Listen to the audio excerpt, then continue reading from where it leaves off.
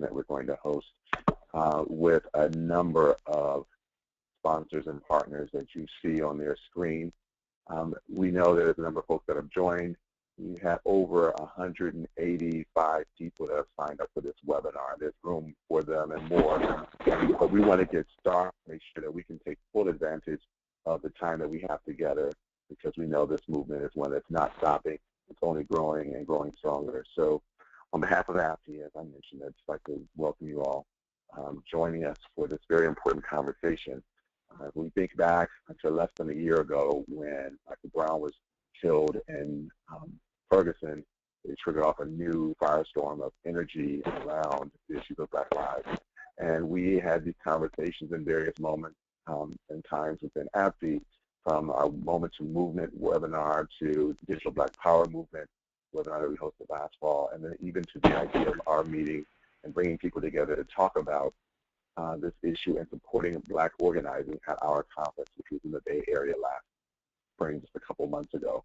But in the midst of all that, there's also been other work going on with this network of Funders for Justice. So we do invite you to use the Funders for Justice hashtag, but also visit the website, start posting information on there, because Lorraine Ramirez, who's on this call and helping moderate this discussion, is been a major force in helping us all come together and coalesce around this issue of importance. So let me introduce you to Lorraine, who can just get us started. Take it away, Lorraine. All right. Thanks, Edward, and welcome, everyone. So as Edward mentioned, this webinar is hosted by a number of organizations that are part of the Funders for Justice Network, which is hosted by the Neighborhood Funders Group. So you can visit us online at fundersforjustice.org, and we are a network of foundations, public, private, large, small, local, national, funder affinity groups, and donor networks. So thank you all for joining. I know you represent the wide array of the members of Funders for Justice.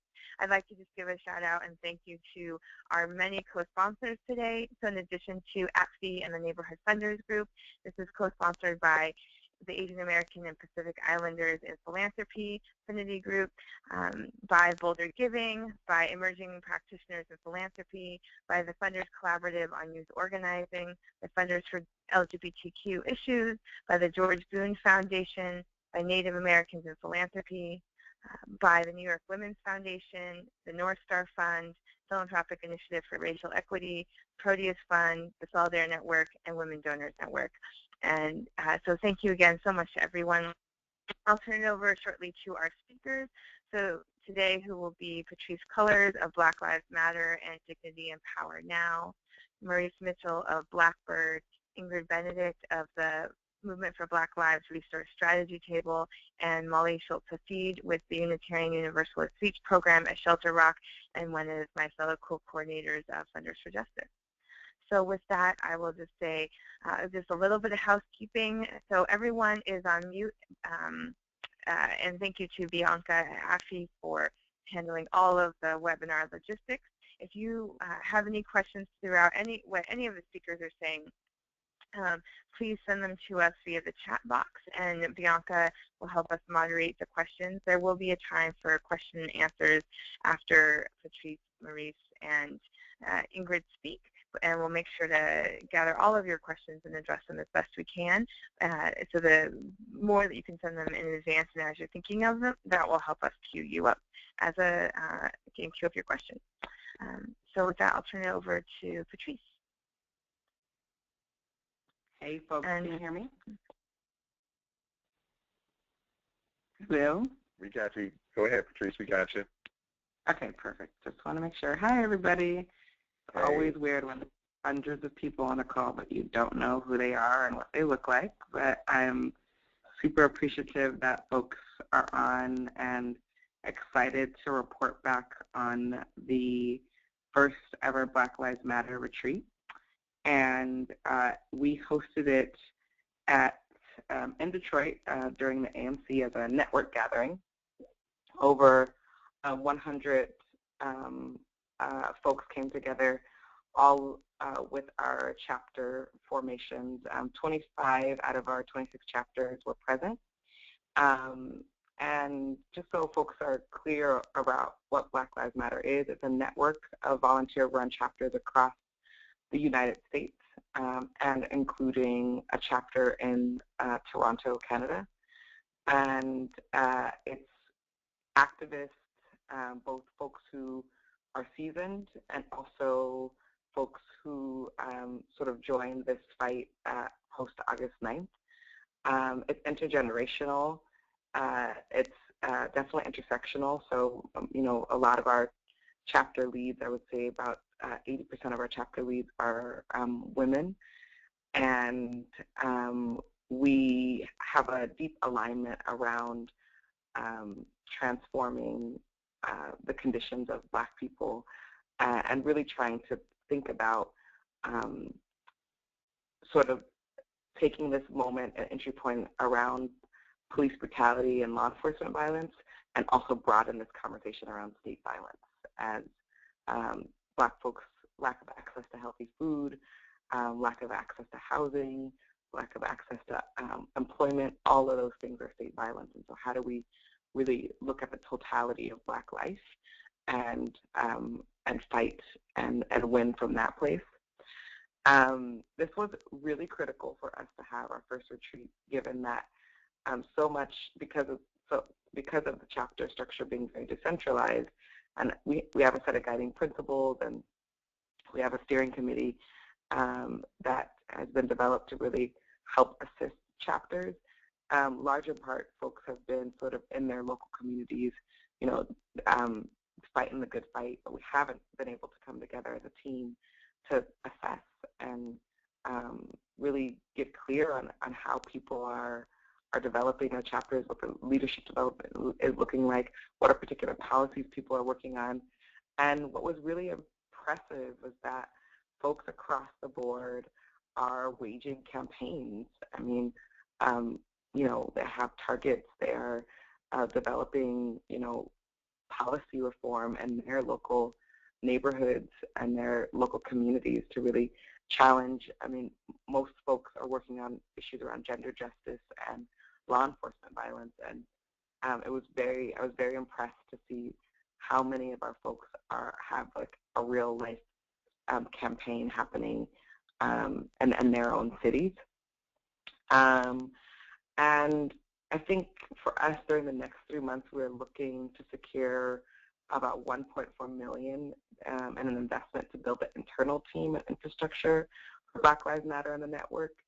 And I mean, it's critical. I don't think we will be able to survive if we don't hire staff, if we don't have a solid infrastructure. And I think, you know, sort of the challenge we've had in the last 10 months, there's been, you know, two major challenges. One, Black people are continuing to be killed, and it sort of really, you know, it makes all of our chapters have to be responsive because folks are looking to Black Lives Matter chapters. We're basically in half of the country, so people are looking to us for a response.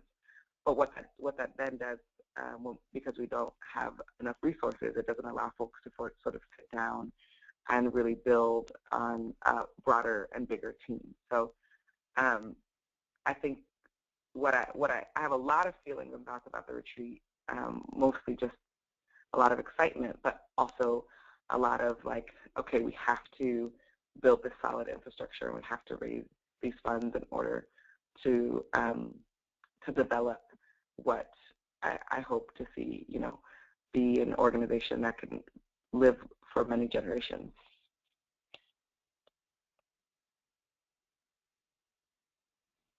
The end. Thanks, Patrice. And I wonder if you could say, you know, I mean, I thank you so much, and I think the need for resources is exactly why we're all on this call. And so if folks, you know, of course, there's the links to the organizations on the slide. If you could also just say, you know, Black Lives Matter is such a powerful movement.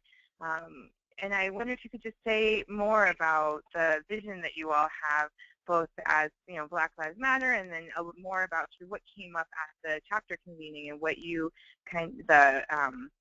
what you are walking away with, kind of knowing or understanding at a new level because of the convening. Yeah, I mean, the macro vision is very simple, which is a really push for divestment from police and prisons and an investment and a reinvestment into Black communities, poor communities in particular, and that reinvestment really looking like a broad reinvestment, right? And a reinvestment into our educational systems, a reinvestment into our communities that have been decimated by law enforcement and mass incarceration in particular. And so that's the trend amongst chapters. And I think the trend has looked very much like using direct action to expose issues in their communities and then pushing elected officials to develop new policies that are specific to divestment and reinvestment. And so a major trend for the chapters where that many chapters are going after their mayors, because mayors in a lot of ways are sort of the like pivot point around gentrification. They're the ones that, as we just saw a couple days ago with Mayor de Blasio saying yes to 1,300 more police in New York. So they're the ones that are sort of like able to leverage money and also choose where that money goes. And so, for example, in Los Angeles, Mayor Eric Garcetti, our BLM LA chapter is pushing for him to fire the chief. That's an agitational demand. But there's some other really interesting demands, which is around certain funding that the city gets that every other sort of disenfranchised community received except for the Black poor community. And so how do we start shifting these conversations? If we're really talking about Black Lives Mattering, how does that actually show up in our policies, and how does that show up in who we're investing in and how we're investing in them? That was a huge conversation at our retreat,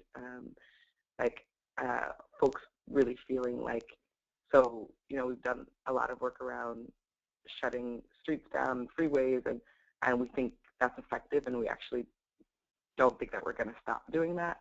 But what's the next phase around, really being able to sit in these rooms together and figure out, policy reform and true and authentic policy reform, not the policy reform that really relies on, the idea that body cameras are going to stop the killings of Black folks, right? But rather a much broader and holistic conversation around Black life that includes the talk around Black trans folks, includes talking around Black women, cis women, it includes a conversation around Black children, Black homelessness. And so what we're seeing in our chapters is that in a lot of ways, Black Lives Matter chapters have become a very central organizing point in their cities, except they don't have much resources. So we're wearing our team thin. I think this retreat really made folks feel re-engaged in a particular way and ready to go back out and fight. And there is like a deep sense of like, I'm ready for the next phase, and here are our different needs. Thanks. That's super helpful, and I think actually cues us well into what Maurice will be talking about. But could you say then a little bit about how this convening is also useful in prepping for going into the Movement for Black Lives convening in late July, so that I know, so that Black Lives Matter can really come as a powerful force within the Movement for Black Lives? Yeah, I mean, I think it was really intentional to have this convening for the BLM chapters before the Movement for Black Lives to help inform how BLM chapters are going to be inside of the Movement for Black Lives convening. I mean, I think it's important for folks on the call to know that the Movement for Black Lives is co-convened by Black Lives Matter, Blackbird, and many other organizations like BYP 100. where we came together collectively and said, we want to have sort of like this broader umbrella to start to articulate our work as a team, right? It gets very difficult. I think as folks shape up as nonprofits, we start to feel very siloed. So how do this was an attempt to not silo, it was an attempt to sort of bring the team together and sort of a clear movement strategy. And so I think the chapter retreat was to really hone in on the skills and hone in on what chapters are already doing. Tinjiwe and Merv, both from Blackbird, they came to the retreat because I really wanted them to sort of see where our chapters were at and get a sense of who these people are and their element. And then a lot of the chapter leads are going to be playing. A lot of chapter leads are actually in a lot of the working groups for the Movement for Black Lives. So there's like a bunch of different working groups that are helping develop what the actual convening is going to look like. And so a lot of the chapter leads are in those working groups, are helping support. And Tanya, who's one of the main organizers of the Movement for Black Lives, helping support her and the next phases of the convening. Thanks, Patrice. And with that, we'll turn it over to Maurice to tell us about the convening happening in July. Great. Does everybody hear me? Yep, go right ahead. Okay. All right. Well, number one, just want to thank you for organizing this call and everybody who's on the call for your continued interest and support. I know it means a lot to us, many of the organizers that have been doing this work for the past few months, and also all of our people on the ground. So thank you for just staying connected and being so, and just leaning into this moment in the way that you've been doing. So, and also I just want to lift up the work that Patrice has been doing and the BLM team has been doing around chapter development, leadership development, creating spaces for healing, and really, driving a lot of the direct action on the ground. I think the last question that you asked was a great, and Patrice answered, was a great segue into the work that we're doing over the next few weeks around the convening. So, just to make sure that everybody's aware, if you're not already, we'll be holding a national convening in Cleveland this July 24th to 26th, so at the end of July. And it's, some of the outcomes, and again, we develop these outcomes collaboratively, me and the other folks in the Blackbird team, Patrice and other folks in the Black Lives Matter team, as well as our partners in various organizations around the country, including BYP 100 and organizations in St. Louis and other folks. Really in December, we developed, some of the basic outcomes, and we came to agreement around the need to hold a convening and the need to create the Movement for Black Lives. And the main outcomes are, increasing the capacity of local communities to better organize and to be able to connect their local fights with fights that are happening in Black communities around the country, right? And so creating a space for folks who may actually only know each other through social media or only know each other through, conference calls, actually building meaningful relationships and building really intentional relationships in the same space, right?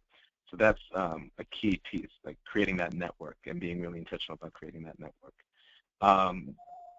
The other piece is creating some more lasting urgency and being able to escalate around our ability to plan and execute national actions,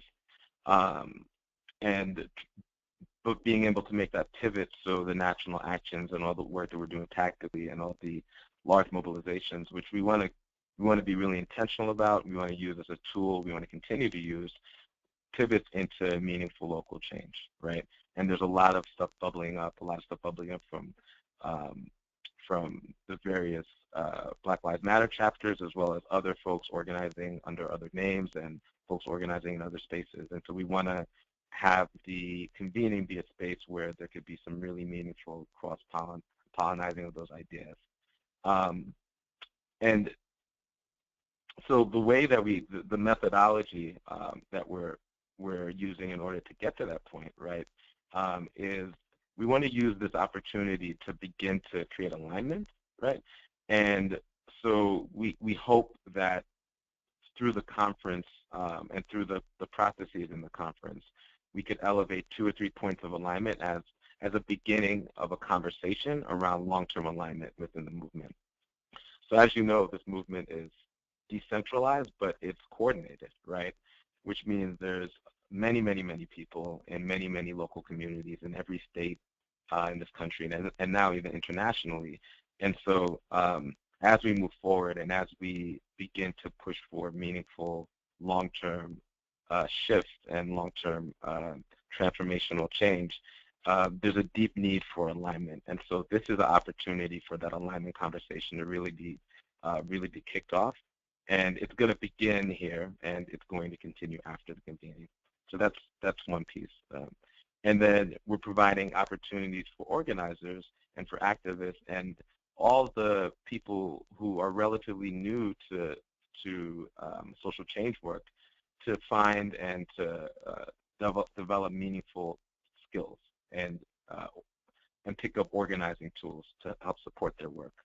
And then, the last piece is leaving the convening, having individuals be aligned with distinct divisions of labor based on the type of work that they do. So if you're a healer, let's say in Cleveland, and you're doing healing work as frontline work in the movement, you might be disconnected from folks in LA or folks in New York.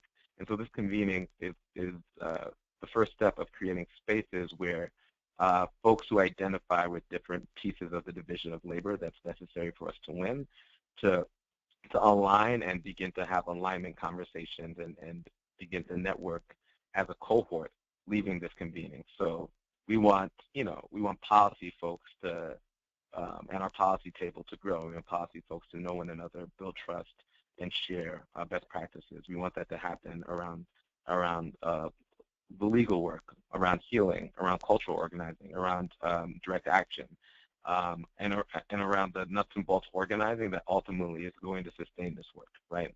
And we think there's a gap in leadership development around that. So we're hoping, this convening in the 3 days can't be the be-all or end-all, but we think it's a really critical intervention at a critical time in order to turn the corner around some of these key questions of building leadership development, building alignment, being able to seamlessly execute and escalate tactics that lead into concrete victories, and then connect all that with long-term sort of traditional base building. So just a little bit about who's coming and how many people are coming and the scale. So we held pre-registration for the past month, and already our numbers are past 700 people who have pre-registered, and they're probably going to exceed that. And we're expecting probably more than 1,000 pre-registrants. So this is a significant number of people coming from Black communities all around the country, really, really thirsty for building relationship and having these deep conversations, right? So the need that we articulated earlier in the year, we definitely feel like we were on target, and we were struggling with determining how many people would be interested, and the response has been overwhelming. And then we're making, in terms of who's coming, I talked a little bit about some of the activists that have been part of this movement and have been on the front lines. Certainly we're reaching out to those folks, and we're also making special outreach to key segments of the community that our analysis suggests are the most directly affected, are the people who are most affected by state violence. So we're making special outreach to youth, special outreach to transgender women, transgender Black women, special outreach to formerly incarcerated folks, special outreach to family members of victims of police violence, as well as just broad outreach to the broad community. But we're making special attempts to reach out to folks that we feel need to be at the center of all these conversations.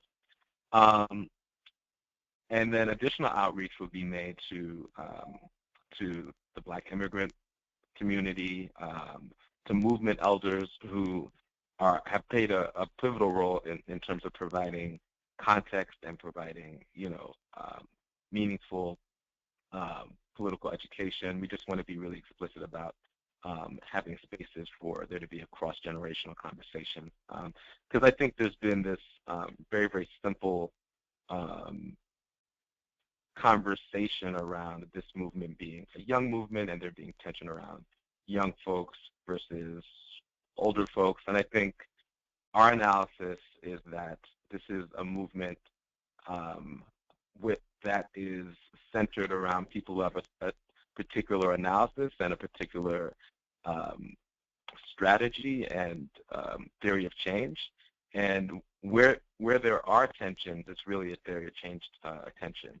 And so we're very interested in building intergenerational sort of conversations around folks who share a theory of change that is intersectional, that is transformational, and that is interested in building long-term power in Black communities, right? And so around the resourcing, the support that we're asking for over the next week are going to help us put on the convening. It'll allow us to support people coming to the convening and scholarships, which specifically in our community is essential in order to pull this off, because our folks don't have the resources for the plane tickets and everything else. So a significant portion of our of the convening's budget is basically tied into scholarships so our folks could be there. And then the follow-up work that's going to need to happen after the convening. So this convening is not an event. It's an organizing opportunity, and an opportunity for us to create more alignment for us so that we could push out those alignment conversations into the next month. And then in terms of actions, it's 2 weeks before the anniversary of Mike Brown's death. And so we could use the convening as an organizing opportunity to catapult us into those conversations around actions in August and having that land in meaningful ways in terms of long-term organizing. And then, lastly, I just want to reiterate that Movement for Black Lives is a container and a brand and a way of understanding this current movement that is a partnership and a co-creation of the Blackbird team, BLM, BYP 100, and many of the other partners that have been in communication since August around building this particular movement. And so the resources that will be necessary for us to execute aren't just going to land in the convening. We need resources for the entire field. So we need to fully fund Black Lives Matter, and Patrice was really clear about what that's going to take, that $1.4 million, right?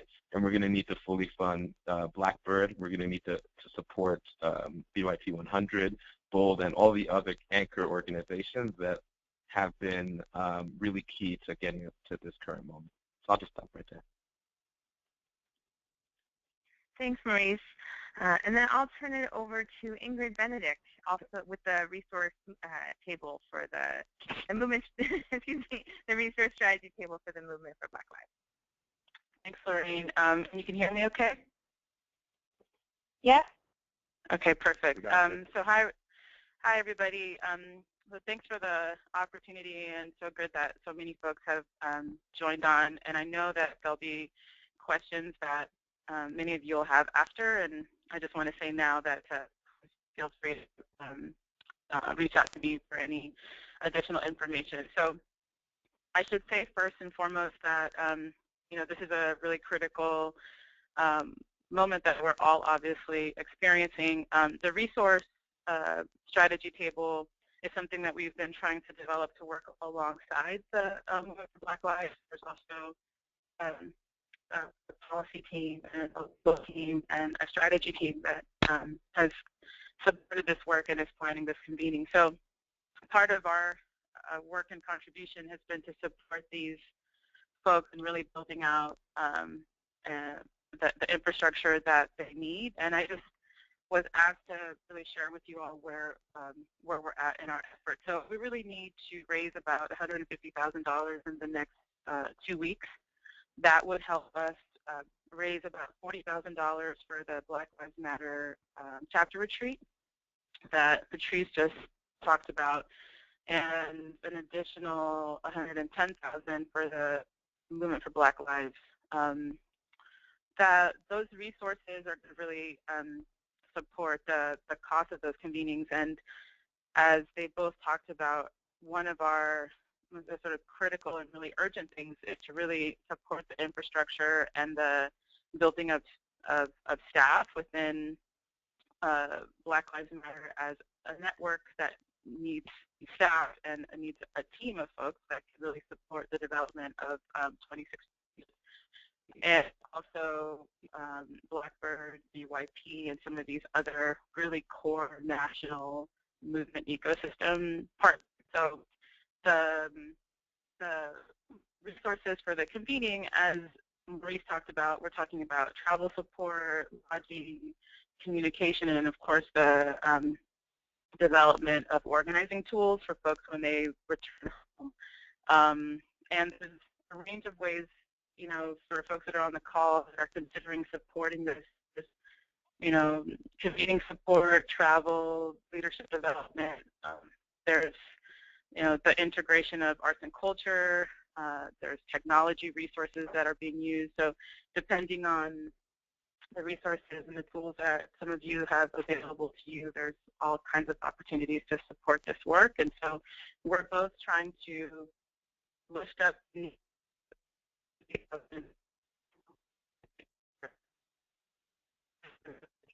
Ingrid, I think you cut out, you're cutting out just at the end with the phone reception. Could you say the last couple sentences again? Sure. I'm sorry, which part was it? Was about the chapter retreat? Yep, just your last couple sentences. Okay. Sorry.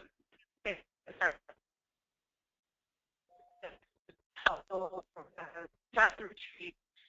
Also,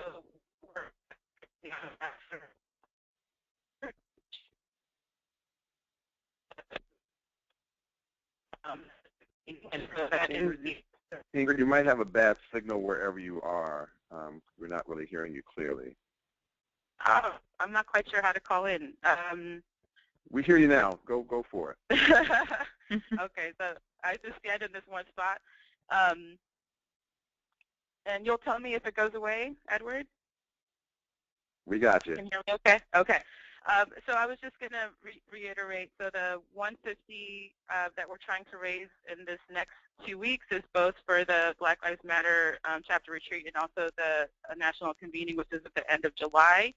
And we're also at the same time really trying to build out the staffing infrastructure and teams for these key national organizations, and so they can pivot really quickly from what Maurice explained as an organizing moment and as a galvanizing opportunity, the longer-term infrastructure building. So there's possibly just things that I may have made that you may not have heard or questions that you all might have. So please feel free to let me know if I should talk about something in particular.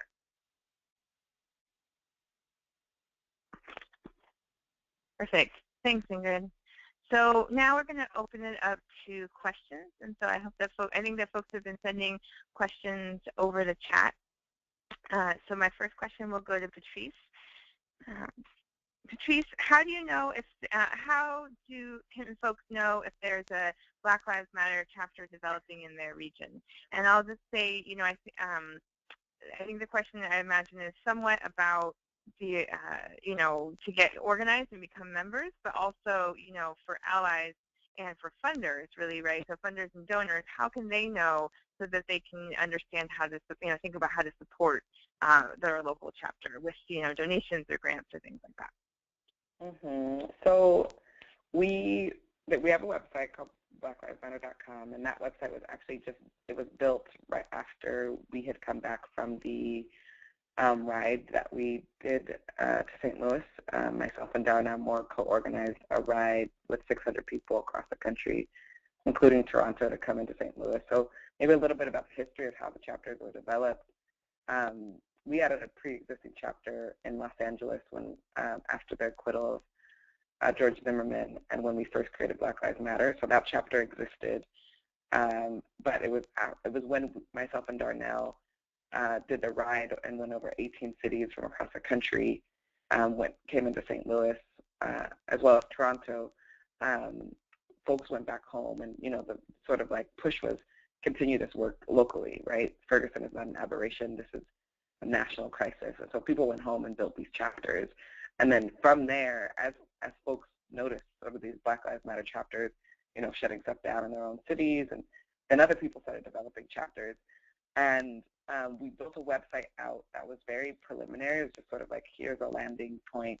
And now our website designer is redeveloping our website to encompass all of our chapters, and which that should be done in about a month. But we do have a chapter packet that essentially gives the chapter leads their information, and so that's public information that we can provide to anybody on the call if needed. But it's in the works of sort of getting like the secure place, which will be our website, where you could see where all the chapters are at, and know how to join a chapter and know what a chapter is doing. Okay. Thanks, Trace. And then one more question for you. Was there a discussion of structure following the Black Lives Matter retreat? And then, so that's part one. And then there's, and I know that you all have clear. Oh, yeah. So there's three related questions in one. So one is, was there a discussion of structure following the Black Lives Matter retreat? And I know that you all actually have a structure, so I don't know if there was one about, if you thought about a different structure, or a shift in structure, or something like that. But so a structural conversation of some sort. And then how would the fund, and then you are fundraising, how would the funds be used? How particular committees? So as you know, many funders, when grant makers make grants, they need a place to send the funds.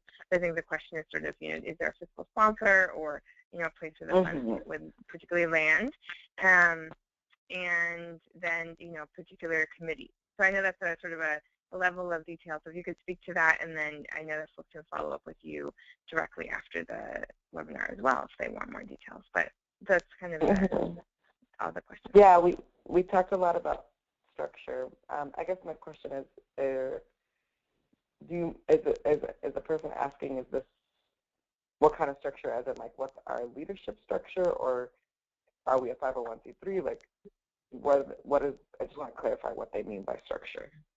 That's a great question. Let's go with the 501c3 question, because I know that's kind of a question that a lot of grant makers have about Black Lives Matter, because it really speaks to the second piece. So where would they be housed? I think that's kind of the main question as I read it, is if I were a grant maker and wanted to support Black Lives Matter, where would I send the funds?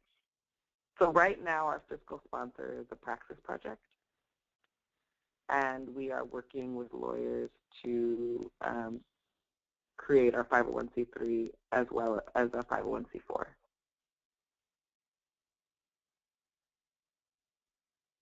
Great, thank you. And we have a question for Maurice.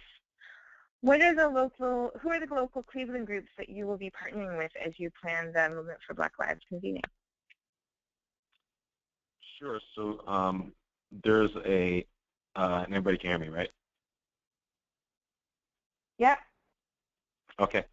So there's a local host committee that's being held by the Ohio Student Association's Cleveland chapter,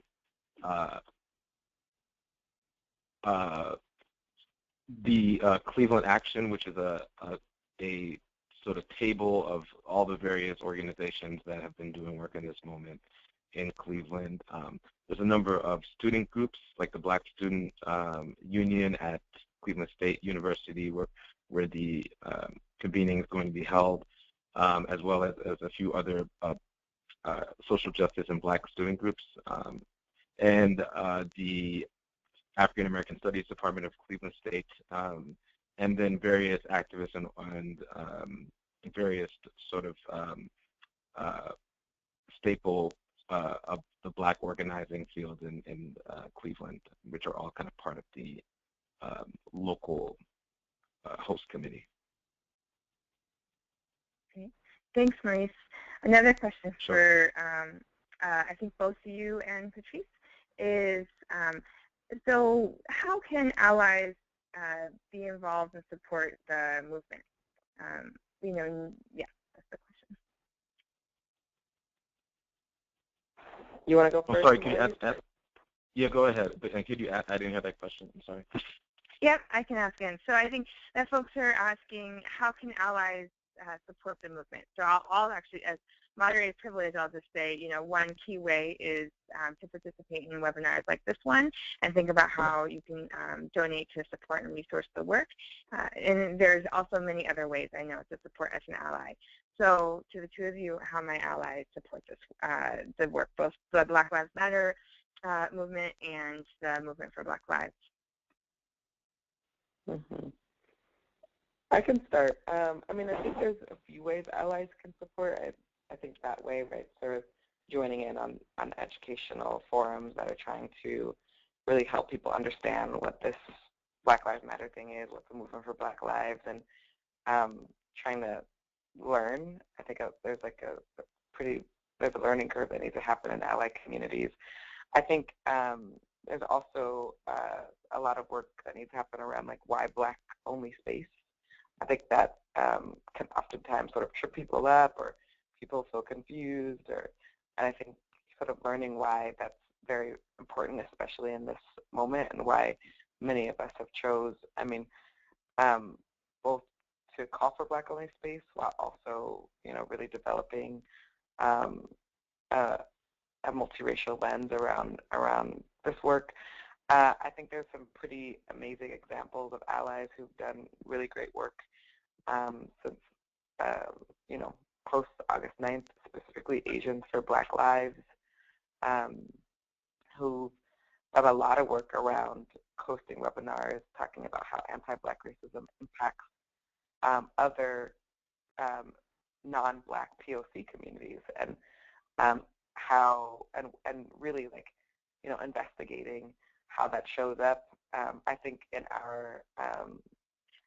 our actual movement work, and many of us who exist in nonprofits, interrogating, if your nonprofit is, sort of perpetuating the power structures that exist in our society that we're trying to fight. And so, a lot of us have said, if your organizations are really wanting to fight for Black lives, then there will be Black leaders in organizations that are actually doing that work too. So I think there's a lot of different places for allies to show up, and we've seen some pretty amazing examples around how allies have showed up in this work. And I think there's still a lot of work to do around ally work. And I'll give one more example, and I'll give it to Maurice. But in Los Angeles, there's a Black Lives Matter ally grouping that meets once a week and has been doing, specifically white folks for racial justice, have been doing a lot of work around organizing white communities. We've been, really calling on our mayor, and so a lot of the white ally groups they're doing door knocking in white communities to discuss and talk about, both how white folks are contributing to environments that are anti-Black, but also really challenging and trying to organize white people around this concept around Black Lives Matter.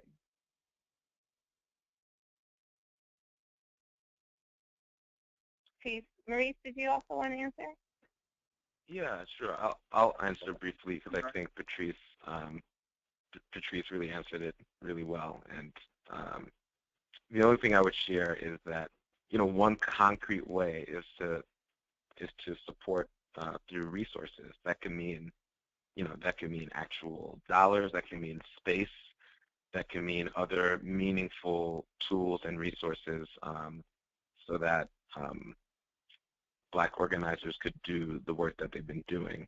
And I think, yeah, I think also, to Patrice's point around, creating safe spaces or intentionally Black spaces for folks to organize, I think,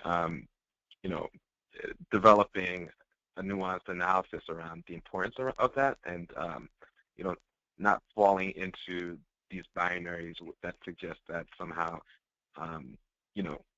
creating spaces for Black folks to organize and develop our own meaningful sort of self-determining political power is somehow contradictory or is somehow removed from building a multiracial sort of organizing, a collaborative organizing strategy or conversation.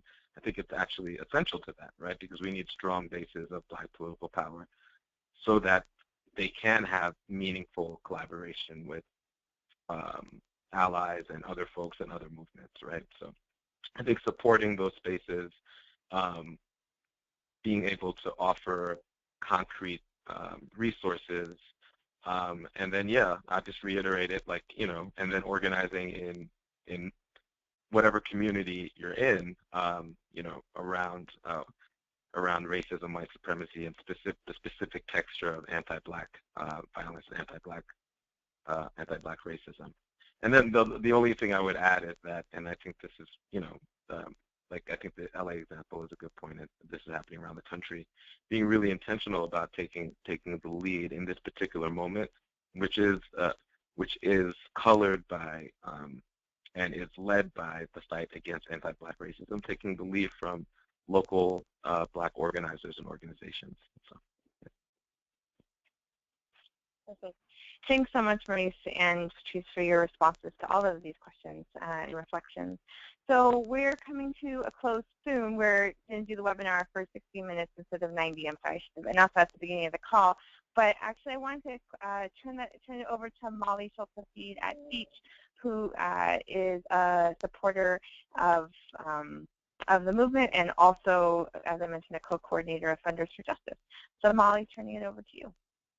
Great. Thank you, Lorraine, and thank you to all of the co-sponsors for this. It came together like it just seemed like there were new co-sponsors every day. So there's a lot of energy and enthusiasm out there, I think, among foundations and among networks of individual donors. And so I just want to thank everybody for jumping on board and circulating this around your various networks.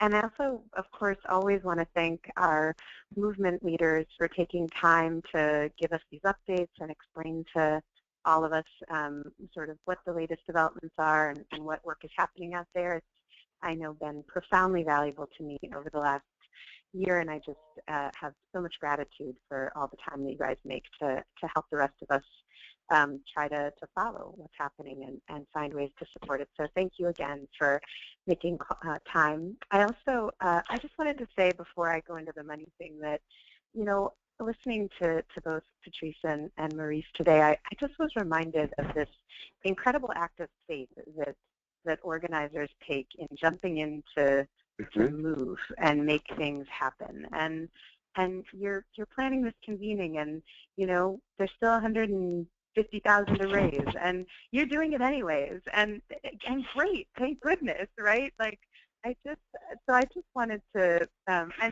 not everybody's comfortable with the word faith, but it's the only one that occurs to me, and so I just wanted to really thank you all for the leap of faith that you take every day and doing the work you do and organizing a chapter retreat and knowing that we need to get some more money to you guys to cover the costs for that and organizing this convening. And we have resources, we can do this. And so I just wanted to try to frame my closing remarks from this place of, as individuals and funders, let the act of faith that organizers take every day inspire us and encourage us to leap in and move the resources that we can move to help support this work. It's really remarkable, and it inspires me every day. So that's actually the framing I want to offer around how we can support this work is to jump in and find ways that we can be helpful. So I just wanted to summarize for folks the sort of asks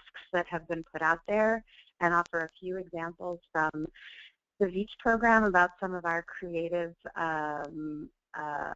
grant-making approaches to creative grant-making out there, with the hope that maybe it'll give you an idea that you didn't already have about how you can get some money out the door.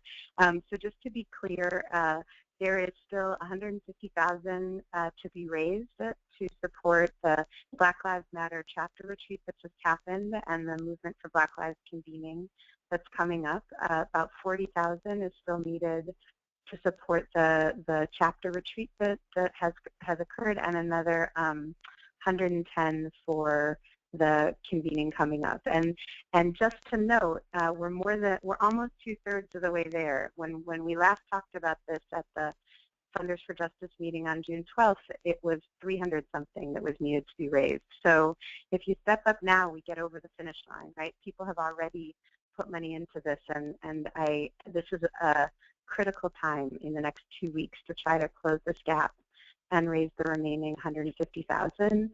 For the Black Lives Matter folks, you can move the money through Praxis if you need a C3. And I believe, and Ingrid, please step in and correct me if I'm wrong, for the Movement for Black Lives convening, the money is going through the Movement Strategy Center, again, also a 501c3. There's also a third convening that we haven't mentioned on this call yet that is invitation only, but very much in the arc of these conversations and these organizing activities that are happening, and that's a convening for Black leadership and Black organizers that will be happening July 30th and 31st, just after the event in Cleveland. And for that, there's an additional $35,000 that needs to be raised, and that money is, I believe, can be channeled through BOLD, which is another organization, and Denise Perry is available to answer questions about that. Lorraine can help connect everybody with these different entities. If you can't remember anything, just remember lendersforjustice@nfg.org, and Lorraine will send you in the right direction. So I just want to put out the call for folks and encourage you to think about for us, our fiscal year ends June 30th. Every last little penny will be allocated, and any unexpected funds, we're throwing them out the door. And so discretionary dollars are great. If you don't have discretionary dollars to give, there's also, so here's a few strategies that each program uses. We do have a discretionary pot, and we can make grants up to $5,000 approved by the staff and up to $10,000 with a few board member signatures. We've been doing a lot of those. To the individual groups that have been organizing these events through their fiscal sponsors. We also recently have gone through the list of organizations in the past that were associated with BOLD, and we're planning to do the same for the convening, the list of organizations that have members attending, and we're scanning it for our grantees. And we've committed at least an additional $15,000 in 15 $1,000 discretionary grants that we'll make through our grantees to help them support members and leaders who want to attend. So like many of you who may work at a foundation, we have to give to a 501c3, but we're perfectly happy to have that go for travel and the lodging costs associated with their members, their boards, volunteers attending this convening. And so we're committed to at least that, and if we find that the demand is higher, we'll be making additional funds available after July 1st. The other thing that we've done is again, by finding the hook for organizations that are connected to this work, I would encourage us, those of us who are in institutional philanthropy, this is a time to be creative. And I didn't say this at the meeting on the 12th for those of you that were there, but we all deal with the bureaucracy that is a philanthropic institution, and part of my job is knowing how to navigate that bureaucracy well. And we save up political capital and we save up favors. This is a moment to spend them and think about how can we be creative. So my grantee might be 1 or 2 steps removed from the direct convening, but I know that there's somebody at that organization that absolutely wants to support this and see it happen. So move the grant through that organization and work with that partner to help figure out how to get the money to the folks that are either attending the convening or directly to the organizations that are at the helm planning it. And this is that moment. You know, the rules are there, but we should be breaking them, or at least stretching them. I guess this is being recorded, so I didn't really mean breaking them. I just meant let's be creative at how we can resource this work in the short term. The other thing that some of us may not be able to move short-term money, and so the other thing I want to encourage you to think about is that Patrice was very clear that this is a movement that's ready for longer-term resourcing, and I think Maurice was very clear that we need longer-term staff support and staff team to work this and really help build out a whole range of organizations and activities that are happening. So this is really the time for those of us that are in foundations, and I think many of us have a quieter period in the summer, to really be thinking about the next 6 to 9 months and what kind of resources we can free up to help build out this sort of ecosystem of organizations. Blackbird, Black Youth Project, BOLD, the Movement for Black Lives, all of the above. These are organizations that need resources to stabilize, root, and grow. And I think this is the moment where we apply our creative brains to think about how can we fit this work into our overall portfolio. For some of us, it'll start as a discretionary grant. For others, it's beginning that process that we need to on-ramp groups into our regular grant-making cycle. And this is a great moment right now to be thinking about how much money and in what ways we can free that up, because I would bet money, and I'm incredibly confident that coming out of the convening, there will be a whole new level of clarity around what type of work needs to be supported, and the people who are going to be supporting it will be more clear than ever about the who's, the what's, the where's, and the how's. And so we should be planning now and be ready to support that work moving into the fall, because I think that thankfully this organizing isn't going anywhere, and if we want it to be successful in the long haul, inside our institutions in whatever way that makes sense, we should really begin to strategize about how to move those resources. And I'm the VEACH program, as well as Lorraine, and I'm sure ABSI and any of the co-sponsors, whoever you came through, I'm sure people are available to help you think through a resource strategy. Ingrid mentioned in her comments, and I would encourage folks to be in touch with Ingrid Benedict. She's been working to coordinate resources and resource development sort of across the ecosystem of organizations. So if you need a primer and a 101 and you have, you know, $10,000, you want to figure out where to put it, I know that Ingrid is more than willing to make herself available to speak with folks and offer some advice. So please take advantage of that. And then last but not least, as the clock rounds 1:59, you know, if you're part of a foundation that can't move this money fast enough, or I actually believe that on this call we have a lot of individual donors, or even just individuals who are moved by this work and, you know, may not be able to get their institution to support it. Remember that you can also give directly to the Movement for Black Lives convening, and there's a link on the Funders for Justice website. It's fundersforjustice.org/the-movement-for-black-lives. If you actually just go to the Funders for Justice website, it's right up there, I think, on the landing page. And you can click directly and submit support, $25, $50, $5,000.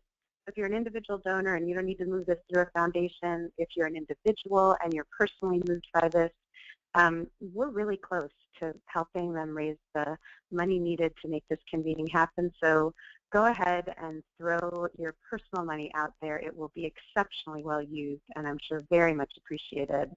And so find that link, and I know I just put it up on my Facebook page last night. I tweeted it out, and I would encourage everybody else to do the same, because you just never know who your friends and network are and who has the ability to make a donation and will be moved to do so. So please consider that as an individual act that you can do right after this call. So I'll stop there because it's 2 o'clock, and I'll throw it back to Lorraine.